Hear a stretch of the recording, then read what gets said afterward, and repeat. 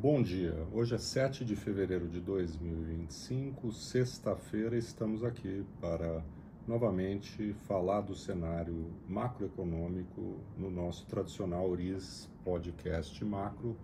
Eu sou Carlos Caval, do meu lado aqui Marcos Demarque, nosso economista-chefe. Tudo bem, Marcão? Tudo certo, Caval. Então vamos lá. Começando aí pelo final, né, os dados que saíram essa manhã, agora há pouco, nos Estados Unidos, né, referentes ao mercado de trabalho no mês de janeiro, o indicador, né, normalmente mais acompanhado da economia americana, dando o retrato do mercado de trabalho nesse início de ano, importantíssimo, né, do ponto de vista da trajetória futura e da política monetária.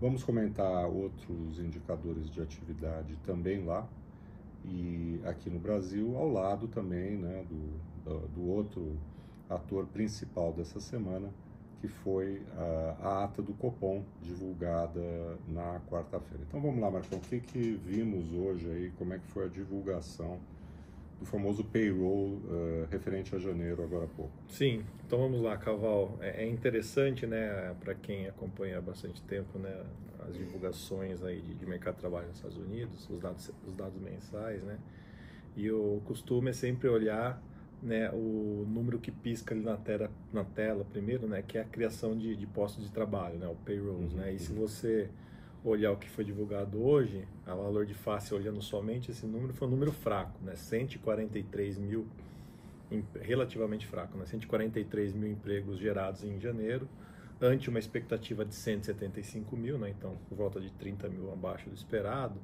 Só que quando a gente cavoca ali nos dados, né, que faz parte do nosso trabalho, né, a gente teve uma revisão grande nos meses anteriores para cima, de 100 mil postos de trabalho a mais do que se imaginava, né, nas divulgações preliminares, né? Então, se a gente considera que foi 30 mil de decepção, mas teve uma revisão de 100 mil nos meses anteriores, então teve uma surpresa positiva olhando tendencialmente os últimos meses, né? Então, por si só, aí, o número parece mais forte quando a gente olha esse tipo de detalhamento, né? Aí a gente teve a taxa de desemprego, que caiu de 4,1% para 4%. O mercado esperava uma estabilidade. Então, ou seja, de novo, mais uma indicação aí de mercado de trabalho relativamente robusto. E por fim, né, os dados salariais também que saem junto com a divulgação, mostrando uma aceleração na ponta dos salários médios pagos aí aos trabalhadores dos Estados Unidos. Então, nesse contexto, né, só lembrando que na semana passada, quando comentamos a decisão do FONC, né, Jerome Powell se referiu, o chairman do Fed, se referiu ao mercado de trabalho ainda bastante robusto. Sim. E especificamente à taxa de desemprego. Ele se referiu à estabilidade dessa taxa ao longo dos últimos 6 meses. Ela vinha subindo na metade inicial do ano passado e estabilizou num patamar mais alto do que vinha ocorrendo ao longo do início do ano passado, mas, né, parou de subir e hoje até, né, houve essa ligeira redução, né, em relação ao esperado, da importância desse dado. E agora, né, subindo aqui para gravar essa fala, vi um dos membros do Fed, o Kashkari, falar, puxa, que o grande dado dessa divulgação hoje foi a taxa de desemprego de 4%. Acho que é interessante nessa tua colocação, Carol, é que se a gente olhar, por exemplo, eu gosto de olhar muito as médias móveis, né? Porque no final das contas pode ter algum mês ali com algum ruído estatístico e tal, e a gente vê que, por exemplo, a média móvel de criação de empregos olhando os últimos 3 meses, né, janeiro, dezembro e novembro, foi 237 mil. Em agosto, né, questão aí de 7, 8 meses atrás, a gente estava vendo uma média móvel de 80 mil empregos sendo criados por mês nos Estados Unidos. Então a gente teve uma reaceleração do mercado de trabalho, gerando aí na metade do ano passado por volta de 100 mil empregos ao mês e agora mais perto de 200, 250 mil. E isso, né, bate com essa dinâmica que você mesmo disse, né, de uma taxa de desemprego tudo bem ali na vírgula, mas todo mês recuando um pouquinho, saiu de 4,2% e agora está em 4%. Ou seja, o mercado de trabalho americano segue para padrões históricos bastante apertado. Acho que essa continua sendo a conclusão.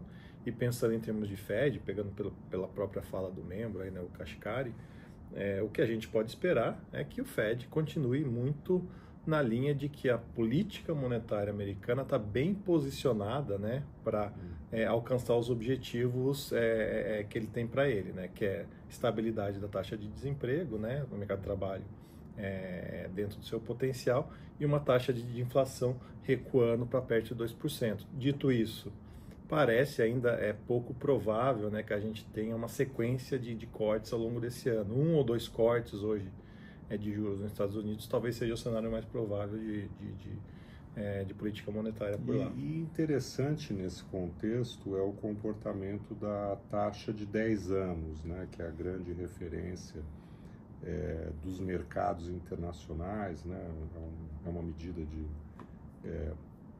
vamos dizer, ligada à percepção de atividade econômica nos Estados Unidos, né, risco, enfim. E essa semana mesmo houve uma matéria interessante, se não me engano, do Wall Street Journal, onde o atual secretário do Tesouro, né, o Bessent, falava que o mais importante é a queda da taxa de 10 anos. Né? Isso também remete, né, à política de financiamento do Tesouro, né, as emissões que ele faz para cobrir o déficit, mais longas, mais curtas, enfim. Então, vamos dizer, um foco também, né, do Tesouro americano, né? E curiosamente a gente está vendo um comportamento benigno, né? Acho que é um pouco do que a gente viu nos últimos dias aí, que a Treasury, né, os juros americanos, está se movendo muito também de acordo com o que o Trump vem falando, né? A gente, por exemplo, no final da semana passada, a gente encerrou aí o mercado com a faca no pescoço do Trump colocar tarifas sobre o Canadá, sobre o México, sobre a China, né? Parecia ser algo irredutível da parte dele, pelo menos durante o final de semana, na segunda-feira pela manhã, e a gente terminou, né, a segunda-feira dessa semana com o Trump dando 30 dias aí para o Canadá e para o México adequarem as suas demandas para que o Trump não coloque as tarifas. Foram colocadas tarifas sobre a China, né, mais 10% sobre todos os produtos que chegam da China nos Estados Unidos. Por que isso é importante? Porque naquele momento, no final da semana passada, a gente tinha interpretação, o mercado tinha interpretação de que a tarifa, por si só, é altista para a inflação. Aí a Treasury acabou indo lá para 4,50, 4,60, e a gente está encerrando a semana hoje, mesmo com números mais fortes de atividade nos Estados Unidos, que não foram só esses de mercado de trabalho, teve dados da manufatura que também foram bem positivos, com uma Treasury mais calma, né? Então, a Treasury está reagindo até mais a essas colocações da nova administração americana do que os indicadores por si só. E isso sugere, né, uma hipótese ainda, dado que o governo americano, né, não tem nem 30 dias, né, desde sua posse, uma postura diferente do presidente Trump em relação ao primeiro mandato, onde havia ali um certo viés mais ligado a uma política industrial, né, nos Estados Unidos, as tarifas incidindo sobre insumos básicos como aço, inclusive, né, o Brasil afetado, né, e muito mais seletiva, né, nesse sentido, muito menos ligada a uma agenda geopolítica, vamos dizer assim, né, e em um contexto em que a inflação era muito baixa, né, não era percebida como um problema relevante, né, para a população. Muito diferente de hoje, onde a inflação, né, permanece aí alta e foi, inclusive, um ponto importante na campanha eleitoral contra a administração democrata. Então, talvez indicando, né, uma abordagem, vamos dizer, mais pragmática do presidente Trump nesse momento, usando, né, essa arma que ele tem, mas com propósitos diferentes, talvez não diretamente econômicos, né? Exceção feita, né, no caso da China, onde o comércio é muito mais amplo, né, e mais ligado a bens de consumo. Mas, enfim, temos ainda que aguardar, né, os próximos passos, né, desse jogo de xadrez que se iniciou aí, há pouco tempo. E tivemos outros dados nos Estados Unidos também. Qual a leitura? Foi o que eu coloquei aqui. A gente olha muito o mercado de trabalho, mas, por exemplo, no começo da semana saíram os dados da manufatura nos Estados Unidos, e o ISM, né, o indicador ali que mede em pontos, né, e qualquer coisa abaixo de 50 pontos indica a contração da atividade, acima de 50 pontos, expansão da atividade. E pela primeira vez em mais de 2 anos, a manufatura americana registrou expansão. Né? Então, assim, o recado dos indicadores continuam na direção de que a economia americana está num bom ritmo de expansão. Não necessariamente aquele ritmo que a gente viu há 6 meses, 1 ano atrás, mas de maneira geral é um cenário que requer muito cuidado no sentido do que isso pode impactar a convergência da inflação para a meta e o Fed, por isso, né, não por outro motivo, que tem sinalizado bastante cautela com as sinalizações de redução de juros à frente. Então vai jogar provavelmente muita importância para as próximas divulgações de inflação, porque se a economia continua nessa trajetória, né, robusta, o mercado de trabalho estável, né, com uma taxa de desemprego ainda baixa, o importante é ver se, né, de fato a tendência inflacionária continua contida, né, para que o ambiente econômico, né, continue bastante favorável a essa tomada de risco, ao apetite de risco, que é a marca desse início de ano, né? Os ativos ligados a risco, incluindo as moedas emergentes como o real, performando muito bem. E falando, né, na nossa moeda, vamos começar com a reunião do Copom, né? Tivemos nessa semana a reunião, evidentemente, da semana retrasada, mas tivemos nessa semana a divulgação da ata, né? E foi importante porque ela deu elementos adicionais, né, em relação à percepção do comitê quanto ao nível de atividade, né? Acho que muitos leram o comunicado como mais dove, né? Não ainda, né?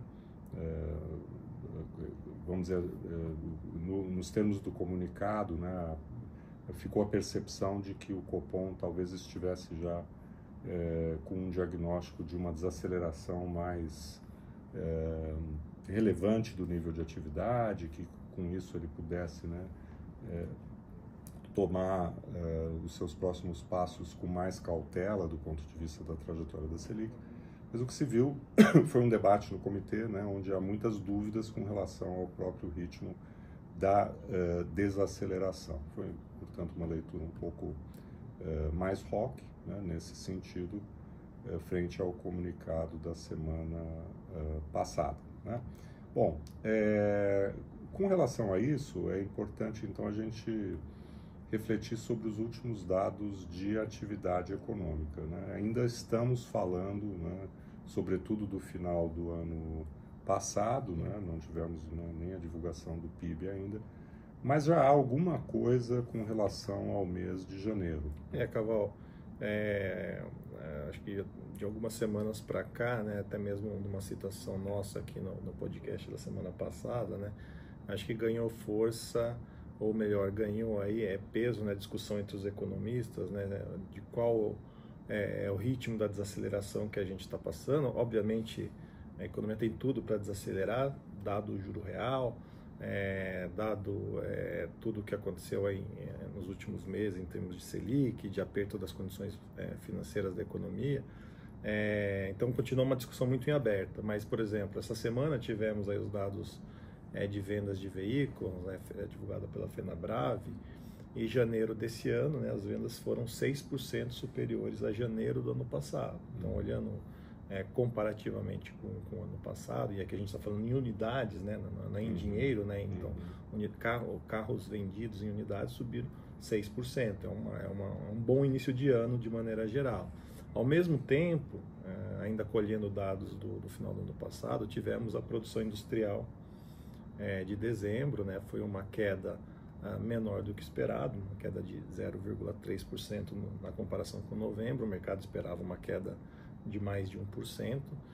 Só que se a gente olhar outubro, novembro e dezembro, a gente acumulou uma queda de mais de 1% da atividade industrial. Então, na indústria ali está um pouquinho mais claro que a gente observou sim uma desaceleração da atividade. A gente já tinha falado a semana passada aqui dos dados do mercado de trabalho um pouco mais fracos, mas mesmo na ata, né, do Copom dessa semana, bem interessante o fato do colegiado ter colocado na mesa uma discussão sobre questões de dessazonalização dos indicadores, né, se a questão dos feriados, ali Black Friday, né, Natal, o número de feriados que teve esse ano frente ao número de feriados que teve no ano retrasado, se isso poderia estar afetando um pouco no julgamento dos indicadores. Ainda, então é uma discussão muito em aberto, provavelmente nas próximas semanas a gente vai trazer cada vez mais insumos, né, para a gente ter uma ideia de para onde a atividade está indo, mas acho que de maneira geral aí ainda é uma economia, né, que está pautado por uma resiliência relativamente grande, salário, o agro indo bem, um fiscal que é expansionista, então de maneira geral tende a ser ainda um bom primeiro semestre de maneira geral para a atividade, embora mais fraco do que foi ano passado. E dentro daquele contexto que temos ressaltado, né, quer dizer, grande problema hoje no Brasil é o forte desequilíbrio entre uma oferta, né, que já está no limite do potencial da economia, o desemprego muito baixo, enfim, e uma demanda que é consistentemente superior a ela, né, e essa diferença, né, não parece, né, no primeiro momento, que vá se reduzir rapidamente ao longo do primeiro semestre, né, por todos os vetores aí que ainda são positivos, em que pese, né, sinais aí, inclusive confirmados aí pelos bancos, né, essa semana que divulgaram resultados de 2024, eles confirmaram uma previsão, né, de crescimento das carteiras de crédito muito abaixo daquela verificada no ano passado. A sensação também de esfriamento no mercado de capitais, mas isso se dará na intensidade necessária para evitar, né, uma alta mais pronunciada da Selic. Essa é a grande questão hoje no mercado, e as próximas leituras de inflação, devemos ter, né, na semana que vem o IPCA de janeiro, elas vão ser muito importantes, porque já vimos, né, na parcial do mês passado pressão muito forte em núcleos e serviços. Exatamente. E para deixar um último comentário, né, nós tivemos essa semana os dados do fluxo cambial fechados para o mês de janeiro, né? A gente sempre tem falado sobre essa questão desde o dezembro, né? Aquele mês muito negativo, de forte saída de investimentos estrangeiros, enfim, venda de dólar, né, recorde, e o que se verificou foi que no mês de janeiro houve de novo, né, um dado pior do que a sazonalidade do mês, né, que normalmente é positiva, indicaria, né? Olhando até o encerramento do mês de janeiro, aí já foi computado aí 6,7 bilhões de dólares de saída, né, no fluxo cambial. E aqui a gente junta duas partes, né, a parte do fluxo comercial, né, que é a parte de exportações e importações, que ficou negativo em 2,1 bilhões de dólares, mas a grande saída, né, o canal de grande saída de dólares, foi pelo fluxo financeiro, né, que totalizou 4 bilhões e meio de saída. Só para você ter uma ideia, Caval, no primeiro mês do ano passado, né, no janeiro de 2024, a gente tinha tido uma entrada de 7,5 bilhões de dólares em janeiro. A gente está falando de uma saída de 6,7 bilhões de dólares. Então, não houve uma entrada de dinheiro no Brasil em janeiro, apesar, né, da gente ter visto o câmbio aí, o dólar caindo sessões e sessões consecutivas aqui no Brasil, chegando aí até abaixo de 5,80, pelo que a gente viu agora pela manhã. Mas acho que o segredo, a chave da história, né, Caval, desse descasamento do fluxo com a dinâmica do dólar aqui no Brasil está muito ligado aos derivativos, né? Exato. Houve inclusive, me referindo a uma matéria que saiu ontem no Valor Econômico, uma redução muito forte na posição dos estrangeiros com relação à venda de real, né? A gente fala venda da nossa moeda, uma compra de dólar, no caso, contra o real, e essa posição teria se reduzido ao longo de janeiro em 20 bilhões de dólares, né?